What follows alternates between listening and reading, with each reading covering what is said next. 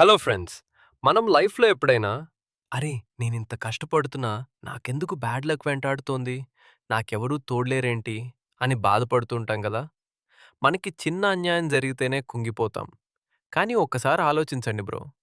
పుట్టిన నిమిషం నుండి చనిపోయే సెకను వరకు అడుగడుగున అవమడుగున అవమానాలు.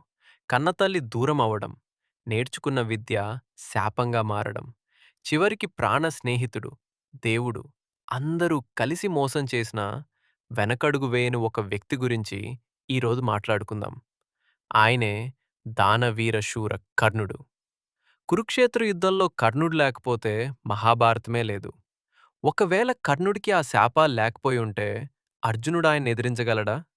అసలు కృష్ణుడు అంతగా భయపడిన ఏకైక వీరుడు కర్ణుడు మాత్రమే. కాని అంతటి వీరుడి జీవితం మొత్తం కన్నీళ్లే. సొంత అన్నలని తెలియక వాళ్ళతోనే యుద్ధం చేయాల్సి రావడం, రథసారథి కొడుకు అని అందరూ చీత్కరించుకోవడం, ఇవన్నీ చూస్తుంటే అరే! విధి ఒక మనిషితో ఇన్ని ఆటలాడుతుందా అనిపిస్తుంది. స్కిప్ చేయకుండా చూడండి బ్రదర్. ఎందుకంటే కర్ణుడు చనిపోయేటప్పుడు జరిగిన ఆ సీన్ వింటే ఎవరికైనా కన్నీళ్ళు రావాల్సిందే. పదండి వీడియోలోకి వెళ్ళిపోదాం. అసలు కర్ణుడెక్కడ మొదలయ్యాడో తెలుసా? కుంతీదేవికి పెళ్లి కాకముందే సూర్యభగవానుడి అనుగ్రహంతో పుట్టిన బిడ్డ. పుట్టుకతోనే వెలుగులు చిమ్మే కవచ కుండలాలతో ఒక దేవుడిలా పుట్టాడు. కాని లోకం ఏమనుకుంటుందో అని భయపడి ఆ కన్నతల్లే బిడ్డను ఒక పెట్టెలో పెట్టి గంగమ్మ ఒడ్లో వదిలేసింది. అక్కడ ఒక రథసారథికి ఈ బిడ్డ దొరికాడు. ఒక రాకుమారుడిలా పెరగాల్సినవాడు సూతుడింట్లో పెరిగాడు. కర్ణుడికి చిన్నప్పటి నుండి విలువిద్య అంటే ప్రాణం. కానీ ఆ రోజుల్లో విద్య కేవలం రాజులకే సొంతం. ద్రోణాచార్యుడి దగ్గరికి వెళ్ళి, నాకు విద్య నేర్పండి అని అడిగితే, నువ్వు ఒక రథసారథి కొడుకువి, నీకు అర్హత లేదు అని అందరి ముందు అవమానించి పంపేశారు. కానీ కర్ణుడు ఊరుకోలేదు బ్రో. ఎలాగైనా నేర్చుకోవాలని పరశురాముడి దగ్గరికి వెళ్ళాడు. కానీ అక్కడ కూడా కులం అడ్డు వస్తుందని తన గుర్తింపును దాచి విద్య నేర్చుకున్నాడు. ఒకరోజు పరశురాముడు కర్ణుడి ఒడ్లో పడుకుని నిద్రపోతుంటే ఒక విషపు పురుగు కర్ణుడి తొడను తొలుస్తూ రక్తం పీలుస్తున్నా తన గురువుగారి నిద్ర పాడవుతుందని ఆ నొప్పిని భరిస్తూ అలాగే కూర్చున్నాడు. నిద్రలేచిన పరశురాముడు ఆ రక్తాన్ని చూసి, ఇంత నొప్పిని భరించే శక్తి క్షత్రియుడికి తప్ప బ్రాహ్మణుడికి ఉండదు. నువ్వు ఎవరో అబద్ధం చెప్పావు అని కోపంతో శాపమిచ్చాడు. కర్ణ, అత్యంత అవసరమైన సమయంలో యుద్ధభూమిలో నీకు ప్రాణాలు కాపాడుకోవటానికి అవసరమైన విద్య గుర్తుకురాదు అని శపించాడు. ఒక్కసారి ఆలోచించండి. కర్ణుడు చేసిన తప్పేంటి? కేవలం తన టాలెంట్‌ని నిరూపించుకోవాలనుకోవటమే కదా! అడుగడుగునా తన కులం గురించి అడిగి అవమానిస్తుంటే, ఆ పెయిన్ భరించలేక తన గుర్తింపు దాచుకోవాల్సొచ్చింది. అప్పుడు దొరికిన ఆ శాపమే, చివరికి ఆయన మరణానికి కారణమైంది. అడుగడుగునా అవమానాలు ఎదురవుతున్న కర్ణుడి జీవితంలోకి ఒక వెలుగులా వచ్చాడు దుర్యోధనుడు. ఒకసారి హస్తినాపురంలో రాజకుమారుల మధ్య విలువిద్య పోటీలు జరుగుతున్నాయి. అర్జునుడి టాలెంట్‌ని చూసి అందరూ పొగుడుతుంటే, కర్ణుడు వచ్చి అర్జునుడికి సవాల్ విసిరాడు. కాని అక్కడ కూడా కులం పేరు తీసి, నువ్వు రాజువి కాదు, నీతో అర్జునుడు పోటీ పడలేడు అని అవమానించారు. అప్పుడు దుర్యోధనుడు లేచి, వీరత్వానికి కులంతో సంబంధం లేదు అని అక్కడికక్కడే కర్ణుణ్ణి అంగరాజ్యానికి రాజుగా పట్టాభిషేకం చేశాడు. హరే బ్రో! ప్రపంచమంతా నిన్ను తక్కువ చేసి చూస్తున్నప్పుడు, ఒకడు వచ్చి నీకు కిరీటం పెట్టి పక్కన కూర్చోబెట్టుకుంటే, వాడు దేవుడిలా కనిపిస్తాడు గదా! కర్ణుడు కూడా అంతే హకుడికే. అంతే. ఆ రోజు నుండి తన ప్రాణం దుర్యోధనుడికే అంకితమని ఫిక్స్ అయిపోయాడు. ఇక యుద్ధం మొదలయ్యే టైమొచ్చింది. కృష్ణుడు ప్లాన్ చేసి కర్ణుడి దగ్గరికెళ్ళి అసలు నిజాన్ని చెప్తాడు. కర్ణా! నువ్వు సూతపుత్రుడివి కాదు. కుంతీదేవి పెద్ద కొడుకువి. అంటే పాండవులకి అన్నవు.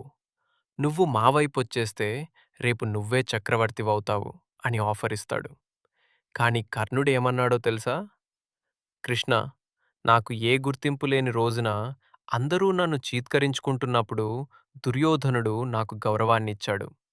ఇప్పుడు ఆయన కష్టాల్లో ఉంటే నేను వెళ్ళిపోతే లోకం నన్ను నమ్మగొద్రోహి అని పిలుస్తుంది. నాకు రాజ్యం వద్దు, చక్రవర్తి పదవి వద్దు. నా స్నేహితుడి కోసం నేను ప్రాణాలైనా ఇస్తాను అని చెప్పాడు. బ్రదర్, అది కదా అసలైన స్నేహమంటే? తన అన్నలు అని తెలిసినా, తన చావు ఖాయమని తెలిసినా సరే, కృతజ్ఞత కోసం స్నేహానికే కట్టుబడ్డాడు. యుద్ధభూమిలో కూడా భీష్ముడు ఉన్నంత వరకు కర్ణుడు అస్త్రం పట్టలేదు. తనకి అన్యాయం జరిగిందని తెలిసినా, ధర్మం పాండవుల వైపు ఉందని తెలిసినా, కేవలం ఫ్రెండ్ కోసం నిలబడ్డ ఆ మనసు నిజంగా గ్రేట్ కదా! ఇక యుద్ధం వచ్చింది. కర్ణుడిని యుద్ధభూమిలో ఆపడం ఎవరివల్లా కావడం లేదు.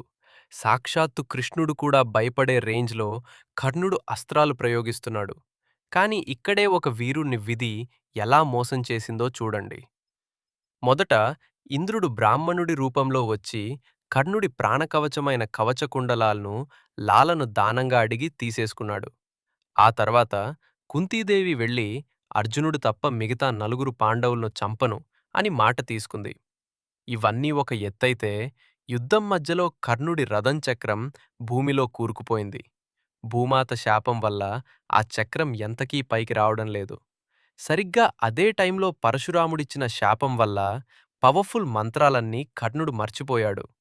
చూడండి బ్రదర్, చేతిలో ఆయుధం లేదు, విద్య గుర్తుకు రావడం లేదు, రథం కదలడం లేదు. నిరాయుధుడై నేలమీద నిలబడి రథం చక్రాన్ని పైకి తీస్తున్నాడు కర్ణుడు. యుద్ధధర్మం ప్రకారం నిరాయుధుడి మీద దాడి చేయకూడదు. కాని కృష్ణుడు అర్జునుడితో, అర్జునా, ఇదే సరైన సమయం, ఇప్పుడే అస్త్రాన్ని ప్రయోగించు అని ఆర్డర్ వేశాడు.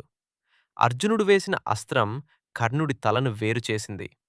కాని మిస్టరీ ఏంటో తెలుసా బ్రో? కర్ణుడు చనిపోయి కిందపడినా ఆయన ముఖంలో ఒక వెలుగు తగ్గలేదు.